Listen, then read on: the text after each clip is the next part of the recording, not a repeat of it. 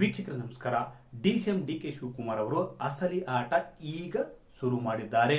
High command ನಾಯಕರು ಭೇಟಿಗೆ ಅವಕಾಶ ನೀಡದ ಹಿನ್ನೆಲೆಯಲ್ಲಿ ಅದೇ ರೀತಿ ಸದ್ಯದ ಮಟ್ಟಿಗೆ ಯಥಾಸ್ಥಿತಿ ಕಾಪಾಡಿಕೊಳ್ಳುವಂತೆ ಡಿಸಿಎಂ ಡಿಕೆ ಶಿವಕುಮಾರ್ ಹಾಗೂ ಸಿಎಂ ಸಿದ್ದರಾಮಯ್ಯನವರಿಗೆ ಹೈಕಮಾಂಡ್ ನಾಯಕರು ಸೂಚಿಸಿದ ಹಿನ್ನೆಲೆಯಲ್ಲಿ ಡಿಸಿಎಂ ಡಿಕೆ ಶಿವಕುಮಾರ್ ಅವರು ಸೈಲೆಂಟ್ ಆಗಿದ್ದಾರೆ ಅಂತ ಭಾವಿಸಲಾಗಿತ್ತು. ಆದರೆ ಯಾವುದೇ ಕಾರಣಕ್ಕೂ ಕುರ್ಚಿ ಬಿಟ್ಟು ಕೊಡುವುದಕ್ಕೆ ಸಾಧ್ಯವಿಲ್ಲ.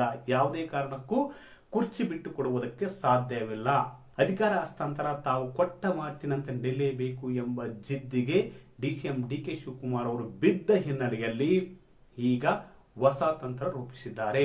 ಡಿಸಿಎಂ ಡಿಕೆ ಶಿವಕುಮಾರ್ ಬಣದ 30ಕ್ಕೂ ಹೆಚ್ಚು ಶಾಸಕರು ದೆಹಲಿಗೆ ತೆರಳಲಿದ್ದಾರೆ.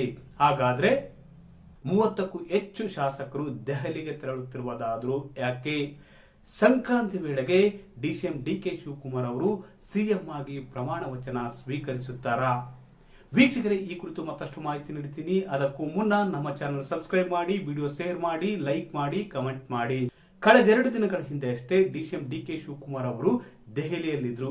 ಈ ಭೇಟಿ ವೇಳೆ ಹೈಕಮಾಂಡ್ ನಾಯಕರು ಡಿಸಿಎಂ ಡಿಕೆ ಶಿವಕುಮಾರ್ ಅವರನ್ನು ಭೇಟಿ ಮಾಡುವುದಕ್ಕೆ ಒಪ್ಪಿರಲಿಲ್ಲ.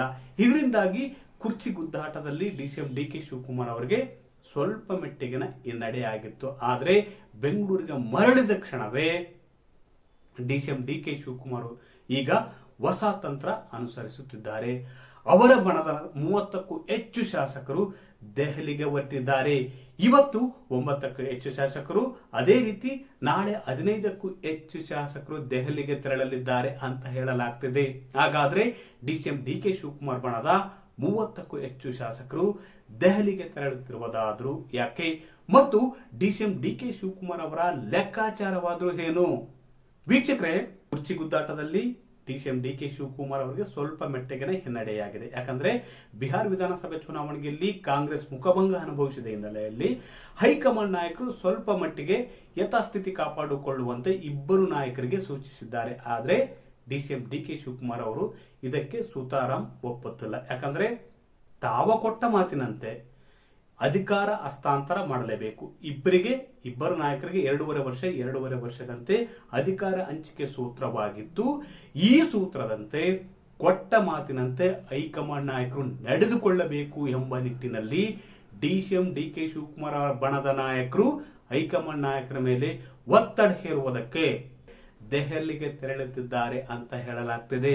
ಅಂದ್ರೆ 2.5 ವರ್ಷದಿಂದ ಪಕ್ಷ ಅಧಿಕಾರಕ್ಕೆ ಬಂದ ವೇಳೆ ಏರ್ಪಟ್ಟ ಮಾತುಕತೆಯಂತೆ, ಏರ್ಪಟ್ಟ ಸೂತ್ರದಂತೆ ಡಿಸಿಎಂ ಡಿಕೆ ಶಿವಕುಮಾರ್ ಅವರಿಗೆ ಅಧಿಕಾರ ಹಸ್ತಾಂತರ ಮಾಡಬೇಕು ಎಂಬ ಹಿನ್ನೆಲೆಯಲ್ಲಿ ಹೈಕಮಾಂಡ್ ನಾಯಕರಿಗೆ ಒಂದು ಸಂದೇಶವನ್ನು ಕಳಿಸುವುದಕ್ಕೆ, ಅವರಿಗೆ ಒತ್ತಡವನ್ನು ಹೇರುವ ನಿಟ್ಟಿನಲ್ಲಿ ಡಿಸಿಎಂ ಡಿಕೆ ಶಿವಕುಮಾರ್ ಬಣದ ನಾಯಕರು ದೆಹಲಿಗೆ ತೆರಳಿದ್ದಾರೆ ಅಂತ ಹೇಳಲಾಗ್ತದೆ. ಯಾಕಂದ್ರೆ ಇಲ್ಲಿ ನೋಡಿ, ರಾಜಕಾರಣದಲ್ಲಿ ಹೇಗಿರುತ್ತಂದ್ರೆ ಸುಮ್ಮನೆ ಇದ್ರೆ ಯಾರು ಕೇಳಲ್ಲ. ಅಂದ್ರೆ ಅವಾಗ ಪಾಲಿಟಿಕ್ಸ್ ನ ವಿವಿಧ ಅಸ್ತ್ರಗಳನ್ನು ಪ್ರಯೋಗ ಮಾಡುತ್ತಲೇ ಇರಬೇಕು. ಅಂದ್ರೆ ಯಥಾಸ್ಥಿತಿ ಕಾಪಾಡಿಕೊಳ್ಳುವ ಅಂತ ಹೇಳಿದರೆ ಅದಕ್ಕೆ ಕೇಳಿಬಿಟ್ರೆ ಮುಂದೆ ಸಿಎಂ ಹುದ್ದೆ ಸಿಗುವುದು ಇಲ್ಲ. ಯಾಕಂದ್ರೆ ಅವಾಗ ಹೈಕಮಾಂಡ್ ನಾಯಕರನ್ನು ಎಚ್ಚರಿಸ್ತಾ ಇದ್ರೆ, ಅದೇ ರೀತಿ ಅಧಿಕಾರ ಹಸ್ತಾಂತರ ವಿಷಯವನ್ನು ಚರ್ಚೆಯಲ್ಲಿಟ್ಟಿದ್ರೆ ಮತ್ತು ಒತ್ತಡದಂತ ಕ್ರಮಗಳನ್ನು ಕೈಗೊಳ್ಳದೇ ಇದ್ರೆ ಕಂಪ್ಲೀಟ್ ಆಗಿ ಡಿಸಿಎಂ ಡಿಕೆ ಶಿವಕುಮಾರ್ ಅವರಿಗೆ ಸಿಎಂ ಹುದ್ದೆ ದಕ್ಕುವುದಿಲ್ಲ. ಅರಗಿಸಿಕೊಂಡಿರ್ತಕ್ಕಂಥ ಈ ವಿದ್ಯೆಯನ್ನು ಬಲ್ಲವರಾಗಿರುವ ಡಿಸಿಎಂ ಡಿಕೆ ಶಿವಕುಮಾರ್ ಅವರು ತಮ್ಮ ಶಾಸಕರ ಮೂಲಕ ಹೈಕಮಾಂಡ್ ನಾಯಕರಿಗೆ ಒತ್ತಡ ಹಾಕಿಸುವ ನಿಟ್ಟಿನಲ್ಲಿ ದೆಹಲಿಗೆ ತೆರಳಿದ್ದಾರೆ ಅಂತ ಹೇಳಲಾಗ್ತಿದೆ. ಅಂದ್ರೆ ಅಧಿಕಾರ ಹಂಚಿಕೆ ಸೂತ್ರದಂತೆ ತಾವು ಸಿಎಂ ಹುದ್ದೆಯನ್ನು ಯಾವಾಗ ಬಿಟ್ಟುಕೊಡ್ತೀರಾ? ನಿರ್ದಿಷ್ಟ ಸಮಯ ತಿಂಗಳವನ್ನು ಸ್ಪಷ್ಟಪಡಿಸಿ, ಇಲ್ಲದಿದ್ರೆ ನಮ್ಮ ದಾರಿ ನೋಡಿಕೊಳ್ಳುತ್ತೇವೆ ಎಂಬ ಸಂದೇಶವನ್ನು ಕೂಡ ಕಳಿಸುವ ನಿಟ್ಟಿನಲ್ಲಿ ಡಿಸಿಎಂ ಡಿಕೆ ಶಿವಕುಮಾರ್ ಅವರು ಶಾಸಕರ ಬಣವನ್ನು, ತಮ್ಮ ಶಾಸಕರನ್ನು ದೆಹಲಿಗೆ ಕಳಿಸಿದ್ದಾರೆ ಅಂತ ಹೇಳಲಾಗ್ತಿದೆ. ವೀಕ್ಷಕರೇ, ಈ ಮಾಹಿತಿ ಇಷ್ಟವಾದಲ್ಲಿ ವಿಡಿಯೋ ಶೇರ್ ಮಾಡಿ, ಲೈಕ್ ಮಾಡಿ, ಕಮೆಂಟ್ ಮಾಡಿ.